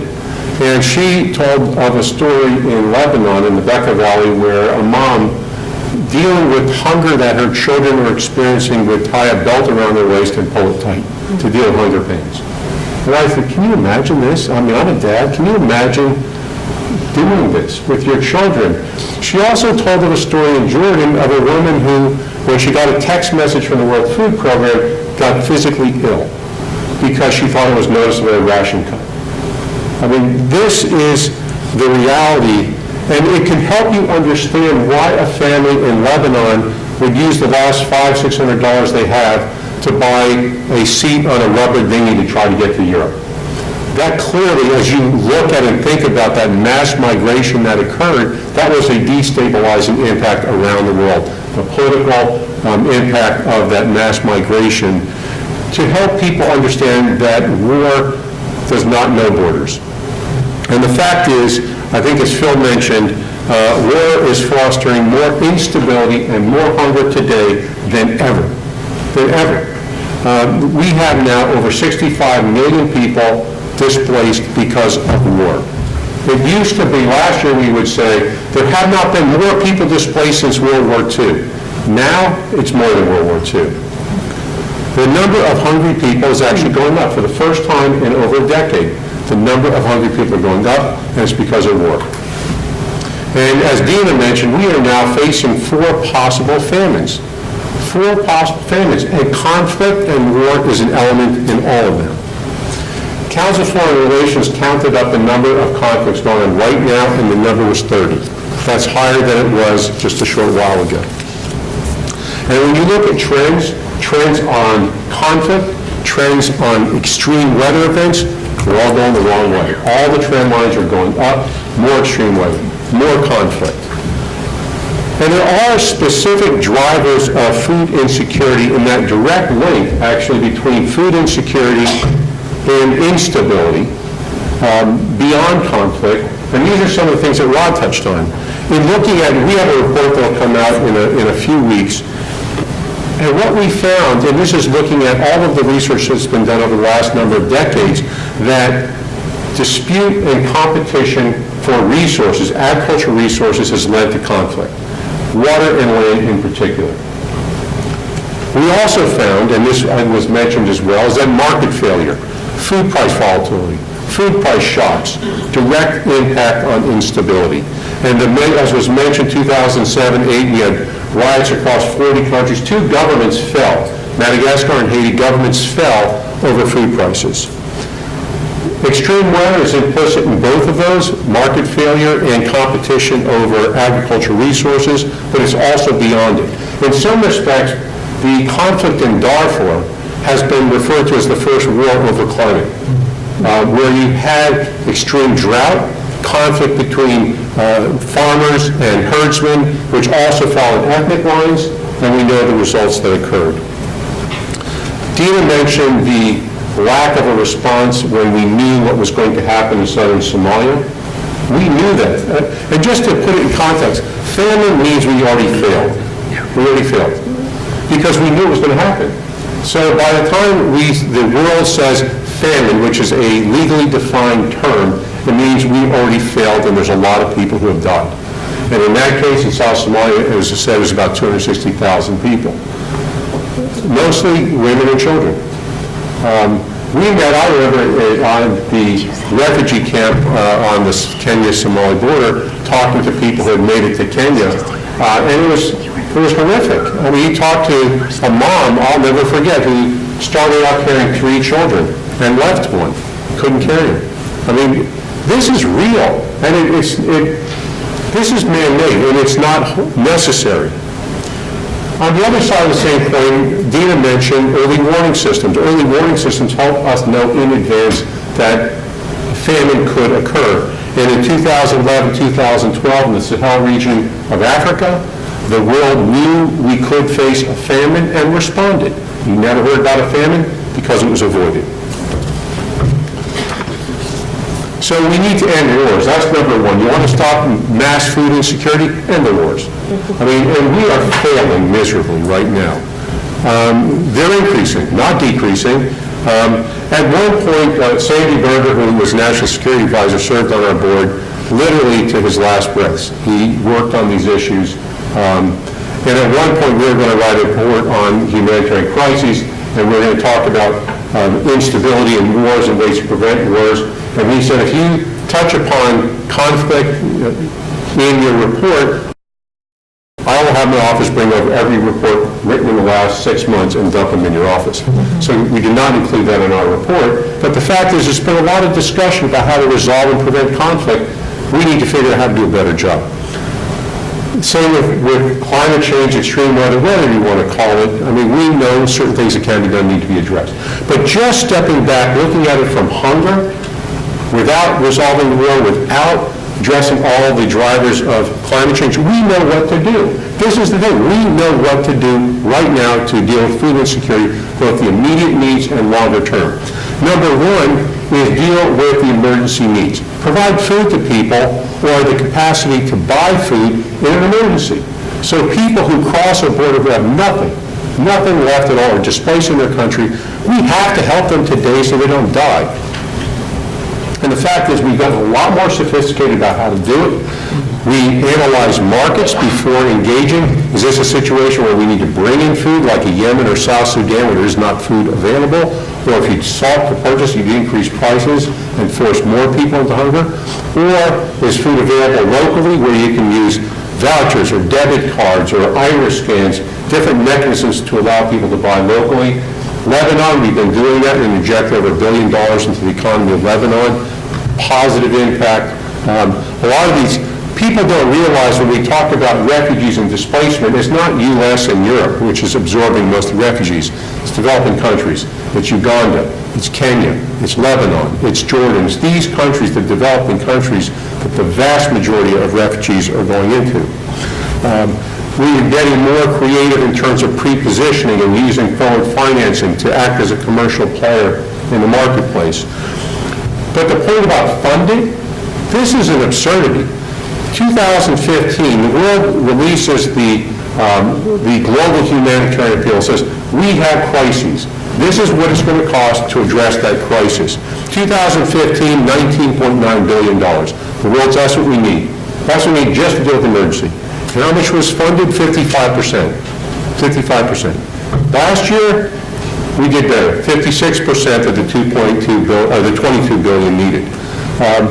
This is crazy. This is where I think some of the link with the national security understanding should basically say, invest in this. You don't invest in it, watch the flows of refugees into Germany. I'll tell you, the Syrian operation, Syrian refugees, fully funded. After the flows into Europe, it was fully funded.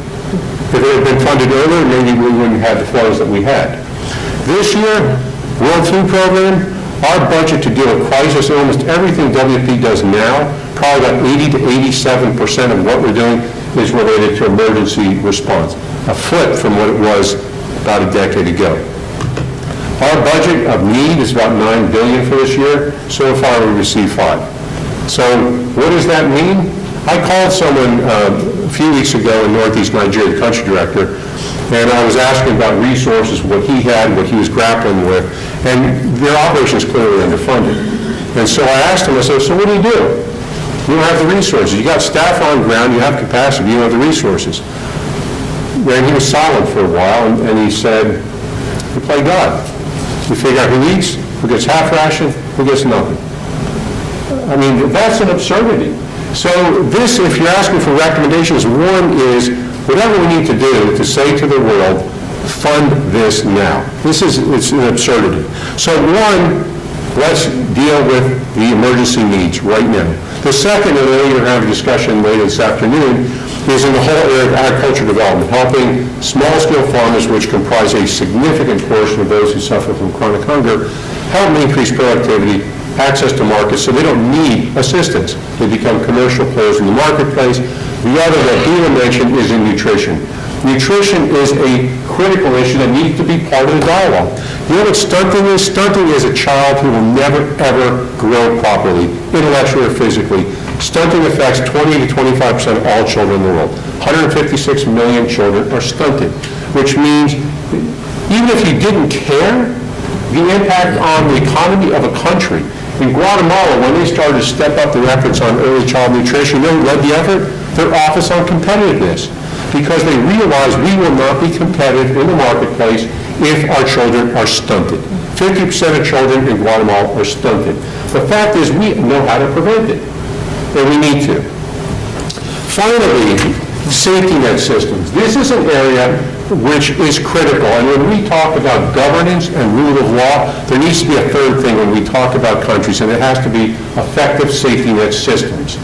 Safety net systems, the United States has the biggest, the most robust safety net system in the world. We have food stamps, school lunch programs, WIC programs, which basically help us do two things. One, weather shocks, and two, provide a floor so that people don't fall into hunger and the most extreme poverty.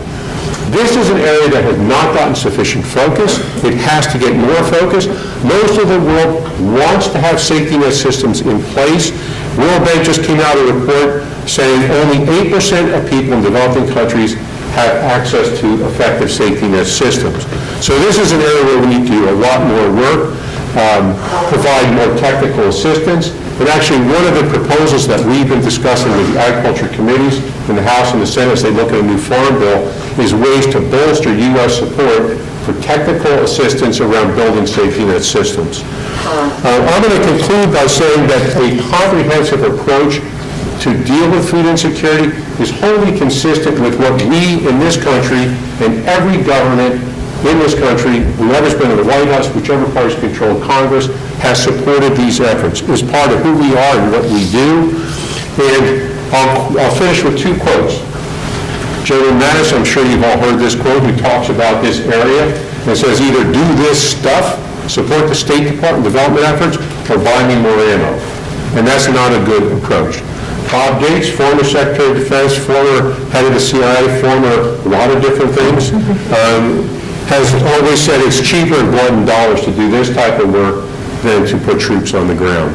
So I think this is a great conversation that we need to continue, and I thank you for your opportunity to be here. I always can count on you, Rick, to cut to the chase and reach out on the question of the day. And the more I listen to all of your comments, I'd like to have a short conversation with you to respond to some of the points you made, but I know that we have some super talented people in the audience who probably have their own ideas, and I want to leave some time for discussion because my understanding, Phil, is we break at 11:30, and I think that time will be perfect to just have this conversation. But let's get to the point you raised, Rick, just now about prevention. You laid out in a compelling case for prevention in the recommendations that you put out, from the questions of understanding where the crises are, to the investments needed to help small farmers, to going to working on the stunting question, and it all gets down to a relationship, particularly with countries that are not capable or unwilling to do the kind of preventive work. So where are the limits of what a donor country can do in terms of prevention when, in fact, we know that that's the answer? I'm not talking about prepositioning. Those are things that people can't do. But what is your sense from the experience that you've had? And is there a resonance in the policy community to help in that area? And I'll touch on it briefly because I know everyone here will. I think the mantra always has been international as necessary and local as possible. So I think a lot of it is to make these interventions that we've all discussed a priority and to invest accordingly. most countries want to step forward in this regard, and I think part of it also that and will be discussed this afternoon on the panels, is how do you bridge longer-term development and immediate humanitarian needs, and how we can do that. So I think there's a lot of things that can be done, but other countries are receptive, but we need to look at how we can, as a priority, prioritize these types of interventions, which is to increase local capacity. That's where, ultimately, we don't want to be there. Ultimately, we want to help countries take care of themselves, have these systems in place. And I know everyone here has a comment on this. Well, I'll let Dina go then, because I think you've thought about this a lot in terms of the humanitarian role. Well, I do think Rick is right, that the vast majority of countries want to deal with prevention, and it's a matter of technical support and guidance, and we've had a lot of success actually in disaster risk reduction, and seen some really great examples of that recently in Bangladesh and other places, and so I do think that it is a mindset that development folks need to think about disaster prevention as central to development, that it's not something you think about after the crisis, and that the ever more frequent climate shocks are going to be driving, hopefully, more resources and thinking across the relief development practitioner set on how to do prevention better. But I would say, these really violent conflict countries are the outliers. They need to be thought of differently, but there's a lot that can be done in the world, just from the technical expertise and the goodwill and partnerships between international and national folks. But maybe, let me ask Jeremy and Rod, I mean, if we know how to do this, it seems to me the question of this panel is also how do we match up the interests so that the skills of the national security apparatus are incorporated into the knowledge that the development practitioners have, that the private sector has, because they're part of this solution as well. I mean, how do you match them up so that it becomes a message to people who ultimately make the policy and ultimately create the funding streams to do this, to recognize that there's an interest for everybody in doing this? Do you have a sense? And I'll leave it to everybody, but particularly, Jeremy, to you and to Rod, since you mentioned some of these issues. It's a really broad, there's a lot of directions I could go on. I think one really important piece of this is signaling from a high level in the government that this needs to be a priority on par with other national security priorities. Certainly in the case, just to take the case of Yemen, there was a very explicit decision following the beginning of the Saudi air campaign that the U.S. government would make famine prevention in Yemen a first-order priority of our Yemen policy.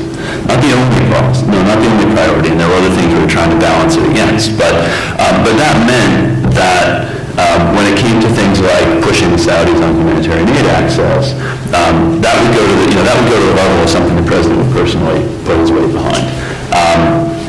And that sent signals down then through the rest of the chain. That signals to the secretaries of state and defense how they should be prioritizing, and their teams should be prioritizing, and so on. So, elevating this as a high priority in its own right is extraordinarily important. I think we also need to, and Dina's point on thinking of this as a disaster risk reduction sort of challenge is a really important one. As Rick said, we know fundamentally from a technical perspective, we know what to do. There is no reason why there should ever be a famine or frankly even a food security crisis. The tools are known. This is not Ethiopia in 1984, which of course was a very political crisis as well, but where the tools of the food security community were much more rudimentary than they are now. We know what to do, so if there is a food crisis, a serious, severe food crisis that emerges, it's because for whatever reason those tools were not or could not be applied. You have to have several levels of breakdown before you get to something like what we're seeing in Yemen today, or South Sudan today, or northeastern Nigeria. You have to have a government that is not fulfilling its obligations to its people. So that's the first firewall that's breached. And then you also have a humanitarian community that for whatever reason is not able to deploy the tools that it has and knows how to use. And that may be a funding issue, as Rick talked about. It may be an access issue, a policy issue, as Dina talked about, in the case of Somalia in 2011. There were a whole range of obstacles, some of which were related to al-Shabaab, but some of which were very much related to U.S. government policy decisions. And so we need to make sure, from a U.S. government perspective, we need to line up the policy pieces, we need to deploy the tools, but to be really resilient against this, we also need to think of this as a DRR issue. We need to be building the safety nets. There's a very good track record now in places like Brazil and Ethiopia of safety nets making a really substantial difference in reducing the extent of food insecurity. And I for one would love to see the World Bank take some of the work that it's done in Ethiopia, where it's been, it's played a really central role in building up the Productive Safety Nets program. That should become a massive global initiative for the bank, and governments should get behind that. Any country that suffers from chronic food insecurity, there should be a massive orientation of investment around building a food security safety net program. We know how to do that. We know it works, and the long run payoff would probably pay for itself in terms of reduced need for humanitarian aid over time. So Rod, in your presentation, you allude to, or at least the inference is prevention is a tool, because you don't talk about hunger, but do you talk about in your long-range projection the kinds of issues that our colleagues have just mentioned in terms of preventive strategies? Well, whether they're in one of our documents or not, this is something that we routinely discuss with the White House. So our group probably goes to the White House every day of the week, especially as it formulates what its national security strategy will be. We have gotten some questions about how does the U.S. achieve its outcomes internationally, especially considering all of the challenges that we have presented. How does the U.S. get what it wants internationally?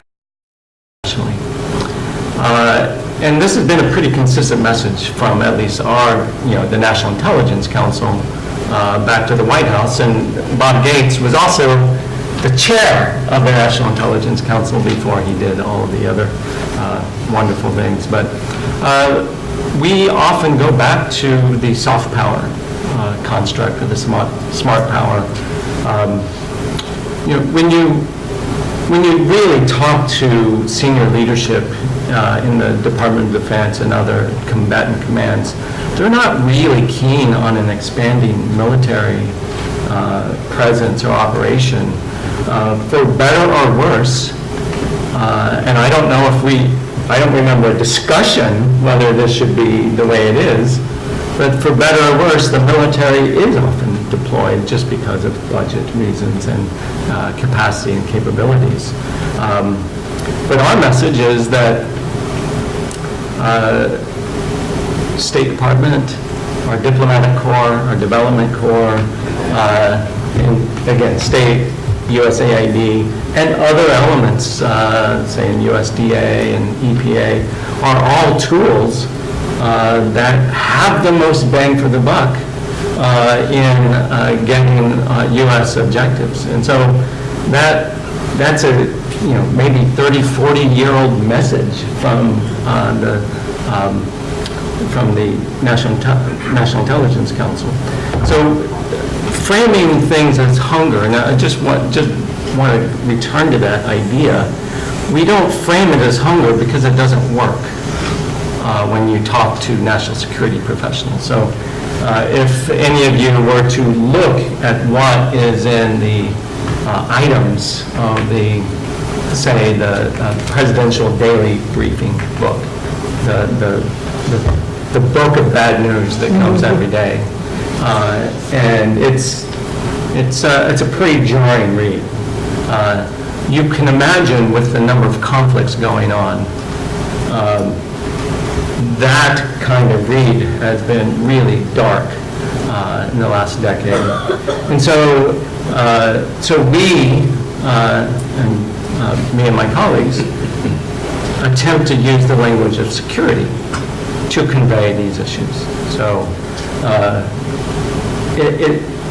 it's harder to make the case with nutrition, which we all see as a problem, with a general or with someone at the White House.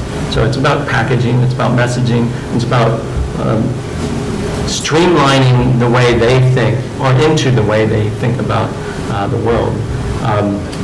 And just lastly, just anecdotally, and I hesitate to mention this in public, but I think it's important to recognize that famine in and of itself does not read as a national security issue to everyone in a given administration.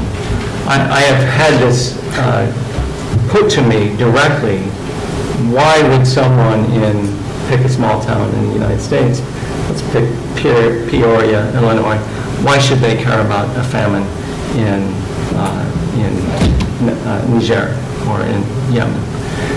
We can make the case. We can draw that out, and I tried to do it in my short comments. But you have to be prepared to make that case. If you can't draw the line, you're going to have a difficulty landing that message with, especially the national security community, and I would argue also with the congressional funders as well. Dina, I see you're eager to chime in. I mean, I guess I would,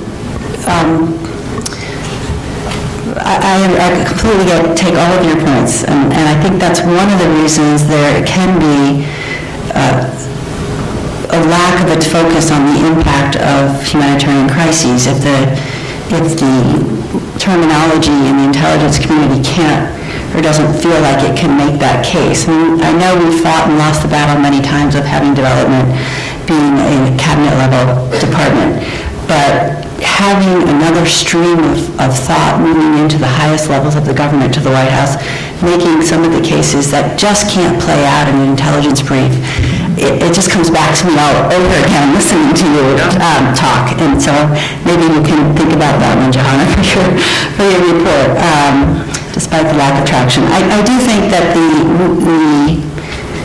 American society has consistently been concerned about families, like we've seen it through the generosity and goodwill and the outpouring of support through the NGO community and UN and others, and that it's actually one of the easier cases, I think. We're going to hear from Brett for the world later, so maybe they'll tell us more, and Rick may have a comment about that as well. It looks like you want to... Can I ask a question for Ron? Because I think you're spot on. I think we need to talk about these issues because food insecurity equals instability. Instability threatens U.S. national security. I think we need to talk about as we're looking at why should our country invest in making a difference. So my question, sorry, Johanna, but to Rod is, maybe we shouldn't talk about this as soft power. Because when I talk to military guys about soft power, they go, yeah, that other stuff, I do boots on the ground. And maybe we hurt ourselves by referring to this as soft power because maybe in the new dialogue, this is so intertwined with stability, we need to talk about it even differently in that regard. Can I totally disagree with that? Yes, please. If you and I don't disagree on something, it's not a good panel. We have a long history of amiable disagreement. Sure, we need to point out, and we should point out, and it is accurate to say that there is a hard national security link between American hard interests, hard security interests, and food insecurity for the reasons that Rod pointed out in his presentation. But I think what we also have to recognize is that much of American power in the world does not just derive from where our boots stand on the ground, but from our moral credibility as a country. And when we apply a pure hard power lens to something like the horrific photos that are coming out of Yemen right now, that damages and undermines American moral leadership in the world, and that undermines, that too undermines our national security standing in the world. And so, we should, and it is appropriate to draw those hard power links, and I think those are real, but those are not the full picture. And they're not the full picture for people in Peoria. So I'm from Grand Rapids, Michigan, which is not small, but we're lively, and we're kind of normal. We think of ourselves as a normal-sized Midwestern town, and kind of a bellwether place in terms of national politics. I grew up, as many people did, following things like the 1984 famine in Ethiopia, paying close attention to that, not because I and my neighbors were concerned about the implications for American, the fight with the fight with the Soviet Union, but because there was a deep moral feeling that was an unacceptable thing to have happening in the world. And part of American power derived not just from saying, oh gosh, so-and-so might take control if this doesn't. No, part of American power, an important part of American power, and a durable part of American power comes from saying this is a morally unacceptable thing and we will not let it stand. And so I do think that as we, and certainly, when we thought about this in the Obama administration, and I think you can see, aspects of this in the Trump administration too, and that they have really prioritized humanitarian response, one of the few kind of aspects of foreign aid that they've been quite robust on. That is not motivated just by a sense that we need to sell to a general or someone, that there's a hard security angle here. It's motivated as well by a sense that this is the right thing to do, and part of American national security is trying to do the right thing. Can I just then throw it to Ron, but this is a good discussion that we should continue, you should continue, because America we stand for something in the world, just as you said, and that means a lot. At the same time, I look at congressional appropriations, and I think, okay, I need $1 billion more this year. U.S. is generous. We get 2.2 for the WFP from U.S. government, about 2.2 billion annually. We need 3. So I'm thinking about how do I get more money? How do I mobilize the world to fully fund the OCHA appeal that we're not coming close to? So this is a really good debate to have, and we should all have it. But I'm also focused on what do we do right now to get more resources. But it's a good debate. But I know we have to go to our audience because I see a lot of you eager to talk. But I do think, I agree with all of you in the sense that this is a conversation that I think has been in some ways distorted by the civil-military divide rather than the broader national interest question, which my sense is you're all referencing it. And maybe I suggest to Phil we hold a round table about this national interest because it does require a vocabulary that I think the 21st century is still using a Cold War vocabulary of the 20th century. And there was a book written in 1994 about how we unplug AID from the Cold War, although maybe that's changing. I think we need to talk about how we unplug the mentalities that have kept us from doing the right thing because of trying to put things in pigeonholes. I want to also say one thing. We did invite people from Carlisle, the U.S. Army War College, to join us, and were not able to join us. And also the National Security, is there someone, counsel? Okay, good. So we have someone here to talk later on another panel. But I just wanted to make sure that the audience knew that we have reached out and have had many representatives, including people from National Defense University and others in the policy area, talking with respect to the military. But now it's your turn, because we could spend the whole day talking to each other. So I see some questions. Is there a microphone that we can pass? Or I see Mark Cohen from Oxfam. Yes, do you want to go ahead? Is there a mic, or, I'm pretty loud. Go for it. So I'm going to come back to the Sid Mill, even though you suggested blocking it, but, thanks. So, Dina mentioned that there's some tension between humanitarian principles, which are about neutrality, impartiality, independence, basic assistance on need, and military principles, which are prevailing on the field of battle. And that the engagement of military forces, I think from the NGO perspective or the humanitarian perspective is really that it should be a last resort. But it's also, I think, particularly in large-scale emergencies, both natural disasters and arguably conflict situations, there's the logistical capacity. So I'd like to hear everyone, particularly Rick, on, if WFP was fully funded, I mean, there is some logistical capacity there also, as in leading the logistics cluster in emergencies, for example. So how would you compare what a fully funded WFP could do logistically with what military forces can do? You want to jump in, or? Can I take a couple questions? Let's take another question, and then Phil, are you? I can't help but observe that we live in an era of resurgent nationalism. And, I look at the budget for foreign assistance and for, the military and DOD, and it raises a basic question. Where is the political will to essentially implement the cost-benefit approach you're talking about? People must, we're not convincing people that it's in the long-term interest. You save money, you create political stability, and essentially you stabilize national security if you spend more on these so-called soft areas. It seems to me there's an agreement here that this is important, and there is a consensus.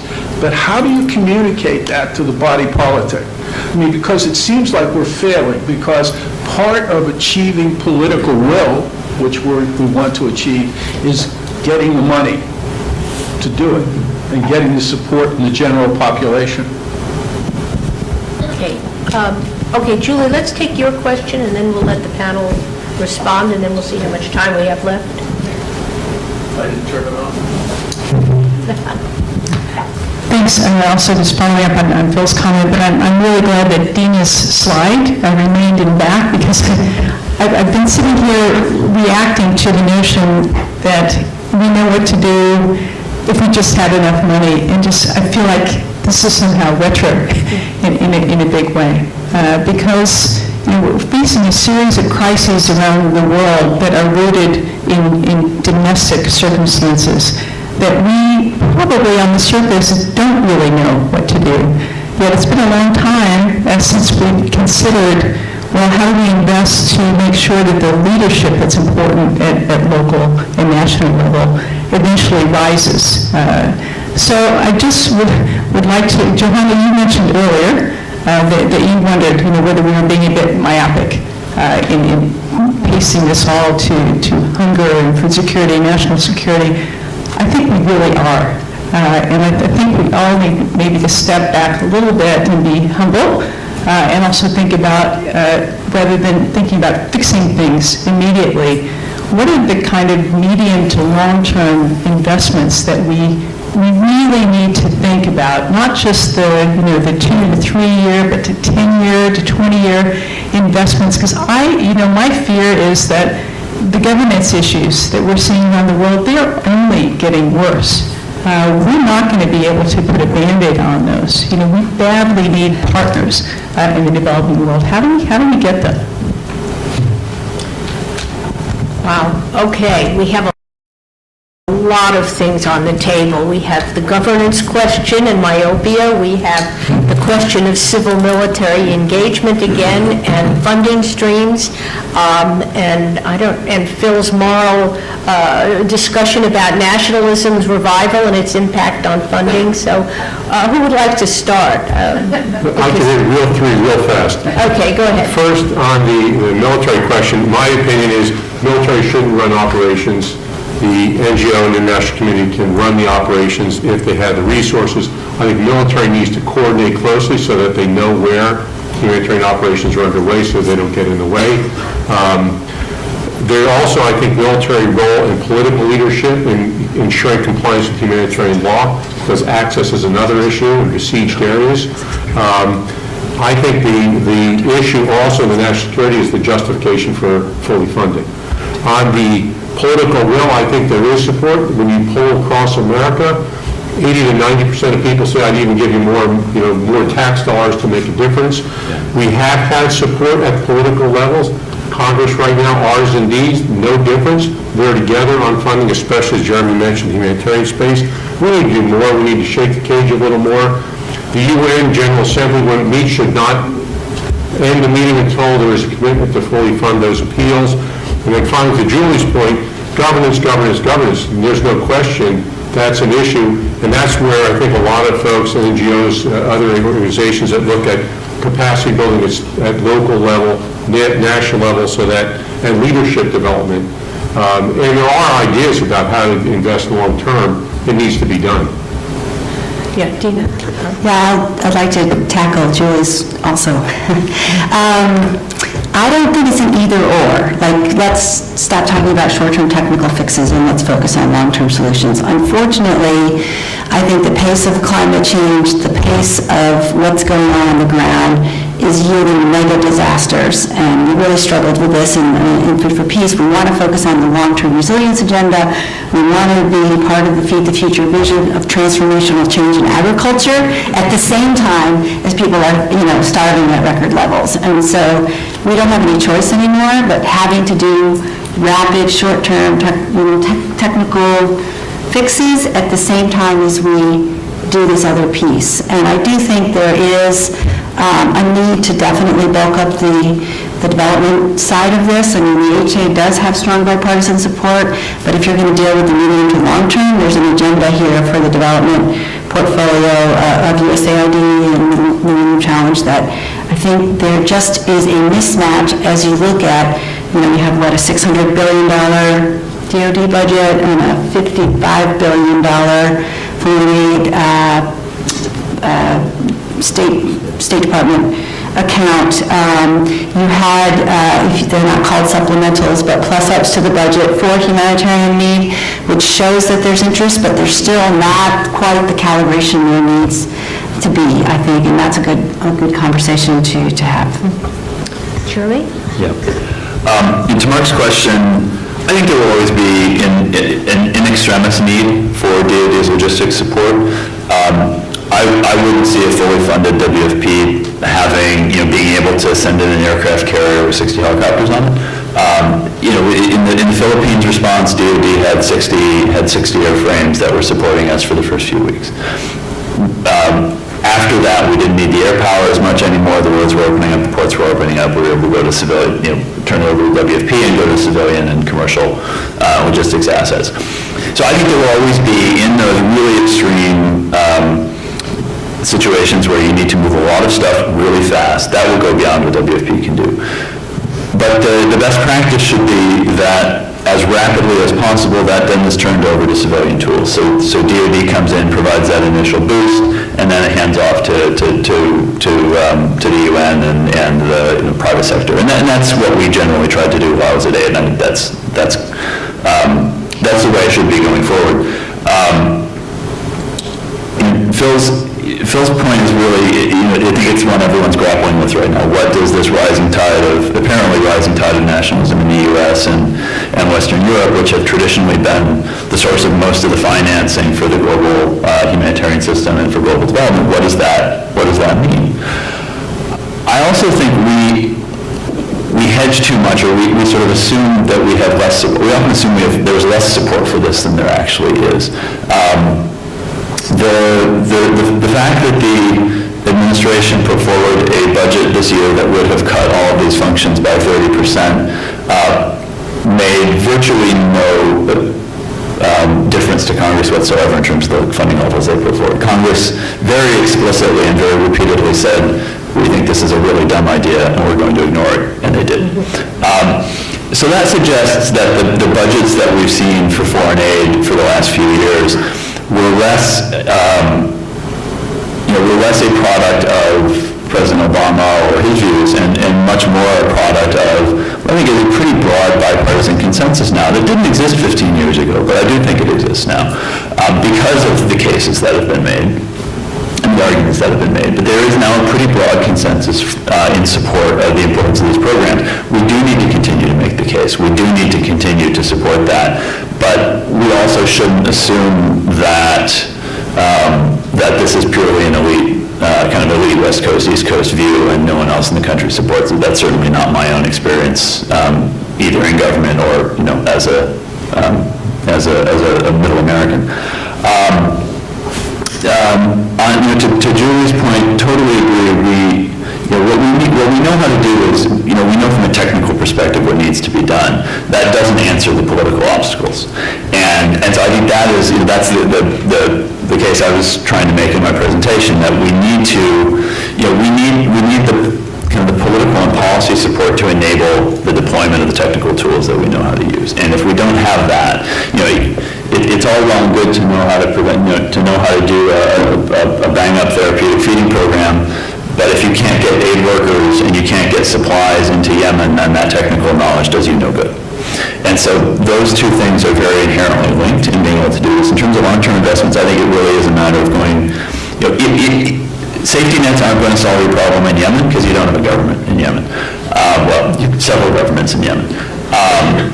Several aspiring governments in Yemen. But in places where you have a government that you can work with, I think going big on safety nets. We are going to see greater risks of chronic food insecurity and recurrent food security crises as climate change rolls forward. We should be going very, very big on safety nets at a global level now, targeting those places where we know it's going to happen. We can predict and anticipate where it's going to happen. And if we want to avoid having to chase that money down, chase those problems down with humanitarian aid every couple of years, we should be investing up front now in safety nets to mitigate those things before they happen.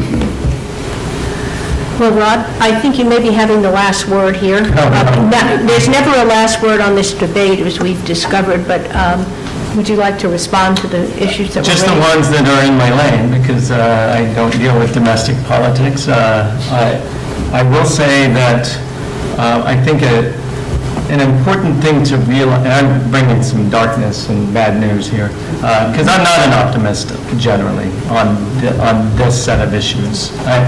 I think we're on multiple trajectories going the wrong way. In terms of myopia, I think a human fallibility is that we think that the world is a lot more predictable than it is.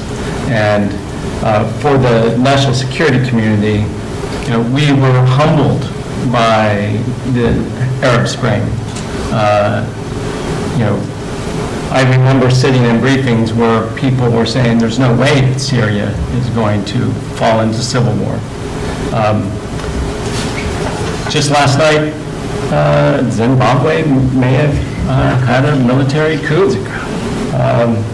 Things happen really quickly that we can't predict. They may be inherently unpredictable.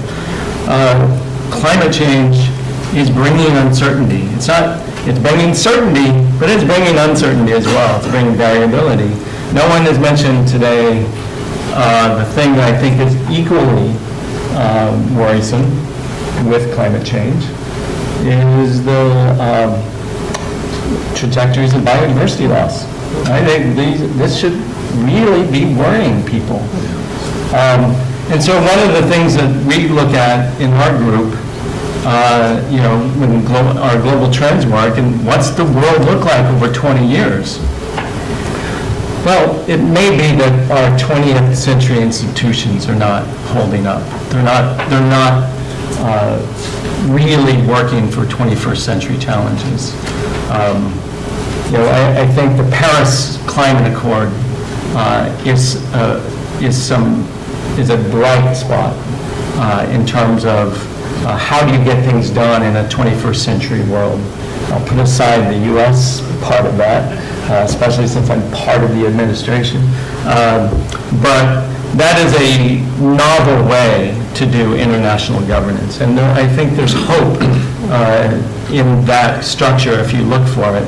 But if the world is becoming a lot more uncertain and arguably chaotic and perhaps cruel, you should build in resilience where you can. It's easy to say, but this is how ecology does it.